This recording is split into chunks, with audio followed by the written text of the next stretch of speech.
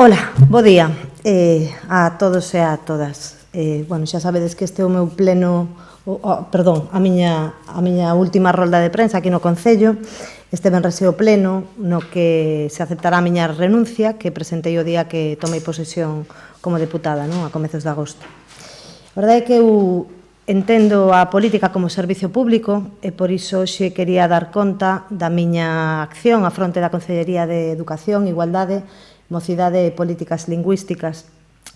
Penso que é deber de calquera persoa que se dedique á política ou que estea en tarifas de representación responder ante a cidadanía do que fixo e do que non fixo tamén.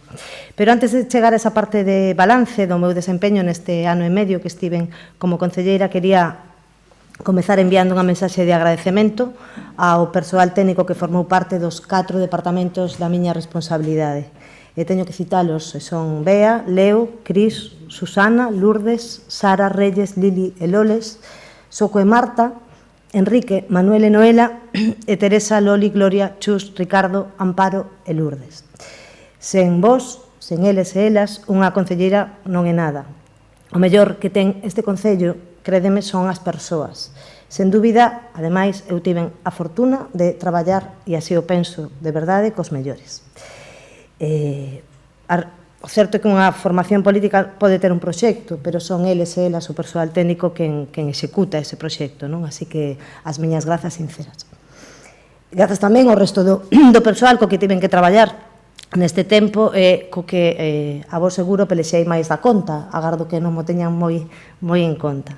Teño tamén que dar as grazas, como non, ao meu equipo, aos meus compañeiros e compañeiras do grupo de goberno, amigos e amigas todas que confiaron en min para esta tarefa complexa e, sen dúbida, moi intensa, e máis nestes tempos con esta pandemia que nos tocou vivir e xestionar. Foi un auténtico prazer traballar a carón de amigos e amigas que compartimos intereses comuns. Fago extensivo isto, por suposto, tamén ao noso persoal de confianza. Teño aquí a Ángela e a algúns e algunhas máis, non?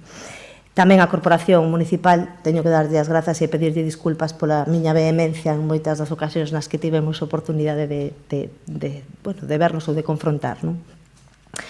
Bueno, cando cheguei a este posto dende o meu traballo como xornalista na universidade, traía unha lista inmensa de retos, non, de proxectos, ademais ordeados por prioridades. Pero, cando entras neste pazo, daste conta de que aquí as cousas non funcionan así. A realidade é que esta é unha administración lenta, aínda que non me guste a palabra, pero é lenta porque é garantista, e iso, dende logo, non pode ser criticable, non? E, ademais, ten uns recursos orzamentarios e humanos que están moi minorizados e que non permiten traballar o ritmo que mellor unha querería, non?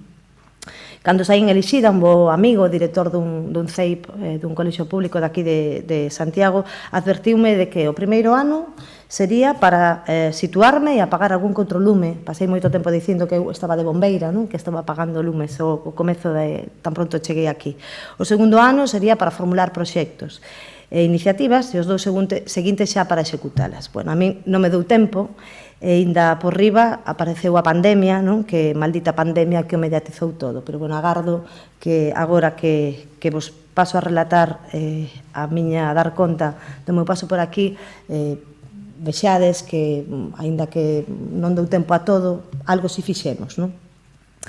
Precisamente pola pandemia por onde quería comezar, porque, na miña opinión, este equipo de goberno, do que estou moi orgullosa, respondeu con celeridade e altura de miras a labazada que supuxo, non? A COVID-19, adoptando medidas urxentes, moi complexas, pero sempre tendo presente que o obxectivo primeiro eran as persoas, non? Toda a cidadanía de Compostela.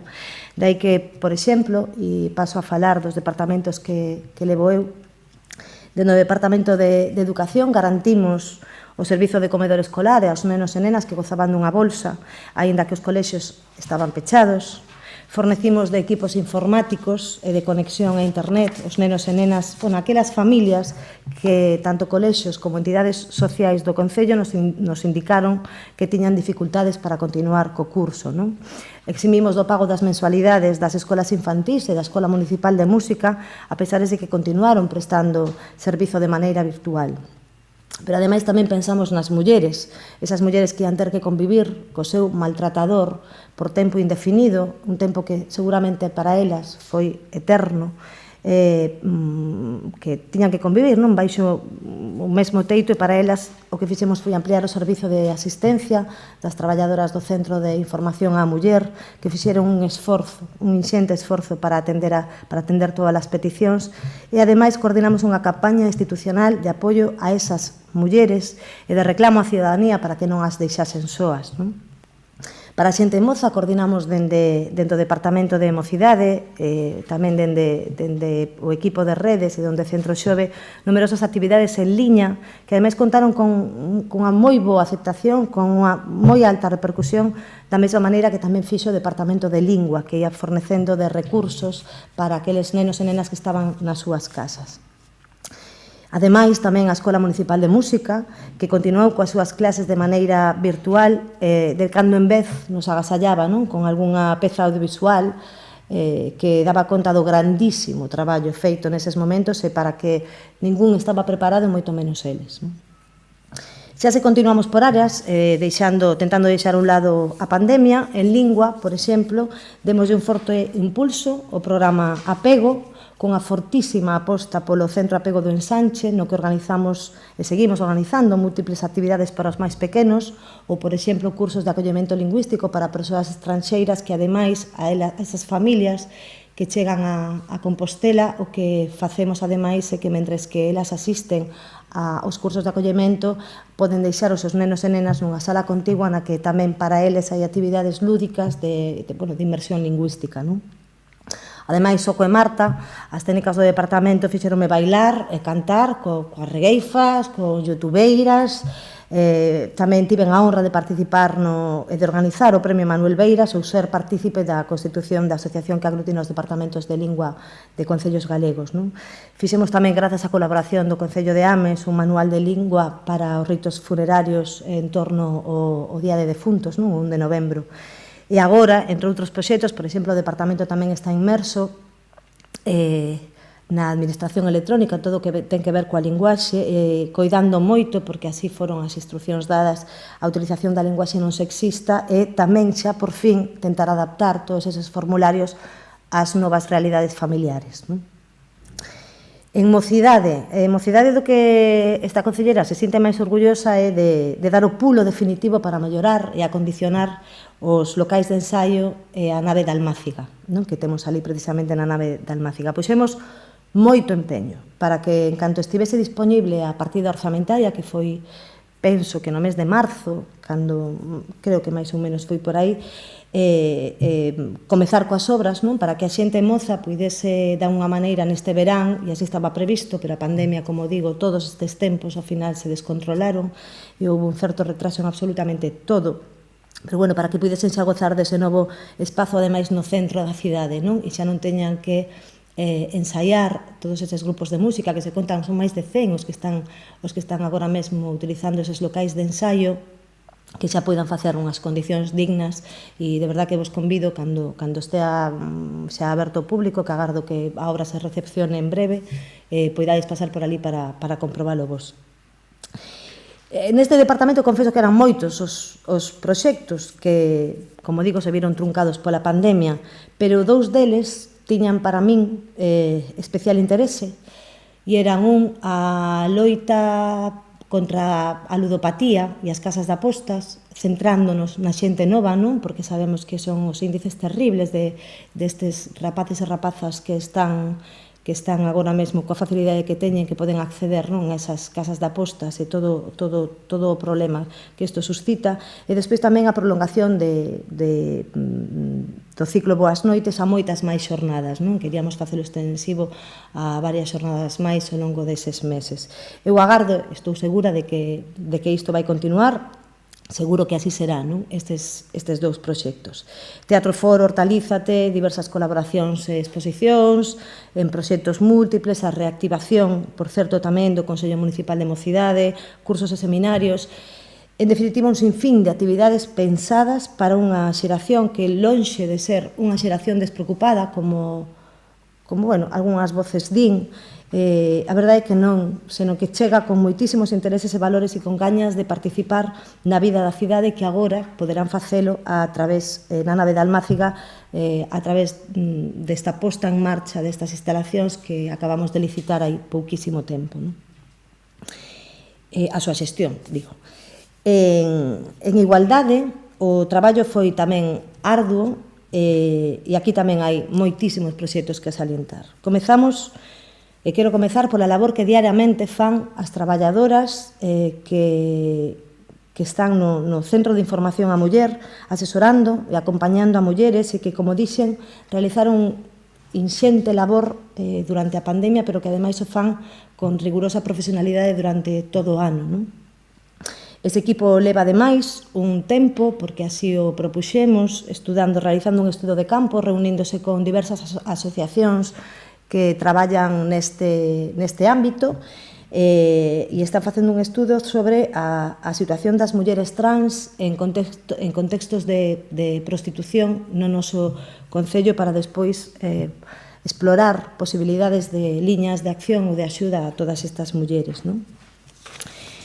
Aquí quería distinguir entre dous ámbitos, por unha banda, porque en igualdade levamos como dúas liñas, por unha banda é muller e por outra banda é LGTBI. No eido da muller, pois materializouse por fin a entrada do Concello no sistema Biogen, para o que de verdade que aquí teño que agradecer a motivación e o empuxe da Policía Local, que puxo, acabo de verme co comisario agora no corredor e el dicía yo personalmente, porque realmente puxeron moitos esforzos para que isto se materializase. Xa temos o local previsto para estes 3 policías locais que van a atender este sistema, xa está todo posto en marcha, non? Tamén estamos traballando na posta en marcha, estamos xa cos últimos trámites administrativos do Consello Municipal da Muller, agardo que en breve xa poida comezar a funcionar. Ademais, organizamos os actos do 25N, coa campaña Compostela en Negro á cabeza, e que este ano, ademais, centramos na educación, porque eu creo que a loita contra as violencias machistas só se pode facer dende a educación. A continuación e potenciación dos ciclos da muller da rural, por exemplo.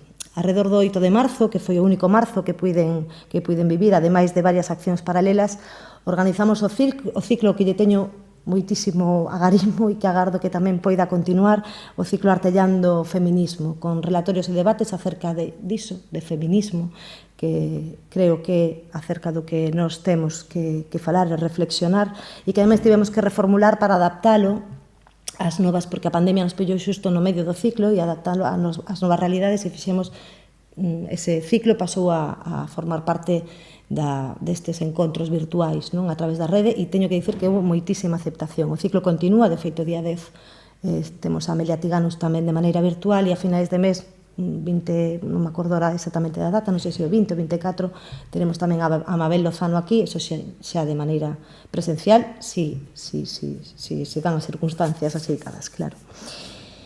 Hai tamén un proxecto que agardo que en breve vexa a luz, de, feminización do noso patrimonio cultural, do que non quero dar máis detalles, porque ainda está, non digo que estea en cernes, está todo, pero sí que é certo que é un proxecto que nos presentaron un grupo de xente nova que nos pareceu, da Universidade de Santiago, que nos pareceu interesantísimo, e agardo que tamén se poña en marcha, a ver se pode ser xa este ano. Por último, tamén conseguimos lanzar 3 contratos enmarcados no EDUSI que estaban programados, de certo, polo anterior goberno xa, e que, nós, este equipo de goberno, reformulamos para adaptar un pouco ás novas necesidades ou o que nos pensábamos, non, deses contratos, e que, sen dúbida, serán non só un balón de oxíxeno para o Departamento de Igualdade, que co traballo que desempeñan diariamente co CIM non é posible organizar e temos que externalizar determinadas xestións ou determinadas actividades, pero xa non só por iso, senón que tamén contribuirán a esa Compostela Territorio das Mulleres, non, da que nos sentimos orgullosas. É un programa de educación afectivo sexual para os centros de educación afectivo sexual para os centros escolares. Como se alongaba no tempo esta contratación, porque, por mor da pandemia, certo que houbo determinados trámites que non bueno, que non puderon facerse no tempo en que lle tocaba, non? De todas máis, tamén, como sabíamos que se ia alongar no tempo, aínda así, reactivamos o programa Melibea, tamén pensado para os colexios esta educación afectivo-sexual. Tamén hai outro contrato de xestión do programa da Casa Xoana Torres, que é máis de programación da Casa Xoana Torres, non? Para que nos presenten actividades e para que esa casa teña unha programación regular, non? Ao longo de todo o ano. E hai tamén outro programa de xestión do programa propiamente dito de Territorio das Mulleres. No eido das políticas LGTBI, fundamentalmente hai que destacar accións de visibilización, que non é nada pouco importante, non? Aínda que a verdade é que estábamos traballando moi ben antes da pandemia noutros proxectos de maior calado en colaboración co colectivo LGTBI da cidade, non? Eu sei que esta colaboración vai seguir existindo, tivemos a verdade que, bueno, as xuntadas foron sempre moi productivas e eles e elas tamén teñen proxectos propios que a nós nos parecían moi axeitados e agardo que isto tamén se poda seguir poñendo en marcha. Fundamentalmente, como dicía, estes traballos de visibilización en materia LGTBI, o que fixemos foi, por exemplo, xa o ano pasado, colgar por primeira vez a bandeira trans na Semana do Orgullo, na última semana de xuño, colgouse a bandeira trans dos balcóns de Raxoi. Este ano organizamos un orgullo, a Festividade do Orgullo un pouco diferente, contando coa participación de artistas galegos no teatro principal sensibilizados coa causa. Foi un acto extraño, porque se fixo sin público e se retransmitiu por streaming tamén con moi boa aceptación. Ademais, organizamos un debate acerca da situación das persoas trans e realizamos un vídeo no que se mostra unha Compostela orgullosamente diversa. Ademais, tamén, e aquí tamén teño que agradecer ao Departamento de Tráfico a súa colaboración, pintamos, como sabedes, os 2 pasos de peóns de Porta Faxeira e da Porta do Camiño, polos que diariamente pasa moitísima xente. Teñen, como sabedes, a bandeira LGTBI. E simplemente todas estas accións fixémolas precisamente para dar visibilidade ao colectivo e así, efectivamente, gritar, de alguna maneira, que somos unha cidade que ama a diversidade. Ademais, tamén en breve, e estaban en marcha, estaban empezando xa cos trámites, tamén poñerase en marcha o Consello Municipal LGTBI. E xa en educación, que é a última área que me correspondeu durante este tempo, a verdade é que en educación foi o departamento no que máis tempo pasei.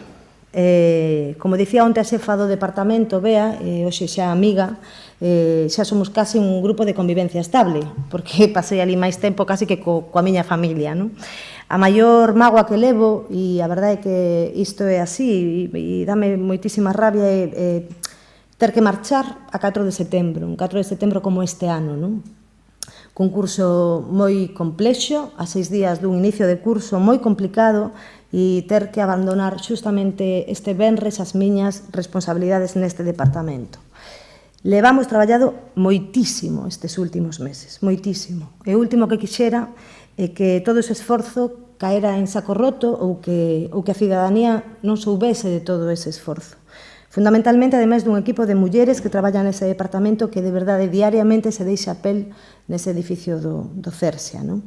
É unha área moitas veces ingrata, pero moitísimas veces grata. Pero o certo é que cando aparece unha catástrofe como esta, e falamos da pandemia, unha catástrofe destas características e nos colla a todos por sorpresa, crédeme que non é doado nin tomar decisións, nin organizar cuestións que afectan a tantísimas familias e que ademais requiren dunha colaboración institucional inxente e transversal, porque aquí hai que poñer en marcha unha colaboración con moitísimas outras administracións, con outros colectivos. Eu coñezo ben ese departamento, podo dicir que coñezo ben o Departamento de Educación e sei nas responsabilidades que lle tocan, que lle están tocando, a xestión vai ser impecable. De non ser así, e aínda que eu xa non estea, e digo de non ser así, pero estou segura de que sí vai ser unha xestión impecable, se non o fose, dende logo asumo eu todas as responsabilidades. Dito isto, e a maiores do que xa comentei ao comezo durante o que foi este departamento, non? Como actuou durante esta pandemia, neste departamento, en realidad o que puide facer neste ano foi ir pechando ou avanzando temas que quedaran pendentes, non? A maior parte deles eran contratos. Así, lanzamos o contrato do servizo de comedor e madrugadores, tamén o da ludoteca de Fontiñas, o Espazo María Miramontes, é inminente o da Escola Municipal de Música, que me quitou tanto sono e que agardo que a verdade é que sexa o mellor para a nosa cidade, porque ademais é un servizo, a Escola Municipal de Música, do que creo que todos e todas aquí nesta cidade podemos sentirnos moi orgullosas polo nivel que ten, non? E ademais tamén está moi avanzado xa o contrato de conserxería e limpeza, que é o que quedaba dos CEIPs, non? E despois, entre xustificación de subvencións, preparación de innumerables expedientes e informes, atención ás peticións de reparacións nos centros, xestións das escolas infantís, a coordinación coas escolas consorciadas, reunións con asociacións de pais e nais, etc. Tamén había tempo para organizar actividades xa educativas. Este Departamento de Educación, o Departamento de Educación, como sabedes, leva moitas competencias que lle son impropias. O certo é que o ideal sería que este Departamento que supuxera que tivese unha vertente pedagóxica fundamentalmente, non? E tamén o intentamos. A cuestión é que había moitas, despois de o aterrar no Departamento, había moitas actividades planteadas, pero que tiveron que, xa non digo aprazarse, probablemente anularse, non? Actividades de teatro, actividades de danza, de contacontos, musicais, había un sinfín delas. E quería ahora sí tamén facer aquí un especial fincapé, aínda que son todas fermosas e útiles, pedagóxicamente útiles, se hai unha que eu creo que é a xoia, non, deste departamento, que é a campaña de animación á lectura, que leva asociado o premio de álbuns ilustrados, e que é o único que lle teño que agradecer a pandemia, a esta pandemia que foi que me permitiu participar no xurado deste último premio de álbuns ilustrados. Será o único que lle podo agradecer a COVID-19. E, en fin, este foi un resumo do meu paso polo Concello. Seguramente deixo no tinteiro algunha outra cousa. E deixo esta casa a que a verdade é que non pensaba abandonar cando me decidín a ver, pero a política ten estas cousas, está chea destes imprevistos e así marcho o venres xa. Así que me despido, iso sí, non quería deixalo desexándolle a mellor das sortes á persoa que me sucede, que na lista, que é Rubén Prol, compañeiro e amigo, e ademais non teño ningunha dúbida que vai facer o seu cometido da maneira máis fantástica. Sei que é unha persoa validísima para este posto e confío que vai facer moi ben.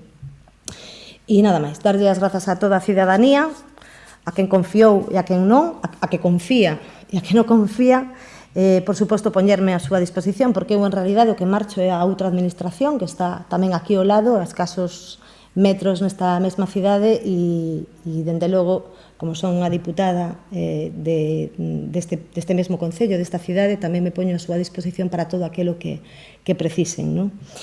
E nada máis. Bueno, agradecervos tamén a vos, os medios de comunicación, o trato que tivestes comigo. Non sei se tamén tivo moito que ver que somos do gremio, é posible que sí, pero, bueno, agradecer dende logo sempre o talante que tivestes comigo. E nada máis. Pregunta, que queda para pechar ese contrato inminente para a Escola de Música? Pois están nos trámites, queda prácticamente nada, agardo que sexa cuestión de días, porque xa pasou pola asesoría xurídica e creo que o trámite que queda, bueno, está en contratación, creo, e quedará intervención e xa poderemos lanzalo. Nada máis. Nada máis. Moi ben. Bueno, pois vacinas a todos, vémonos noutro sitio.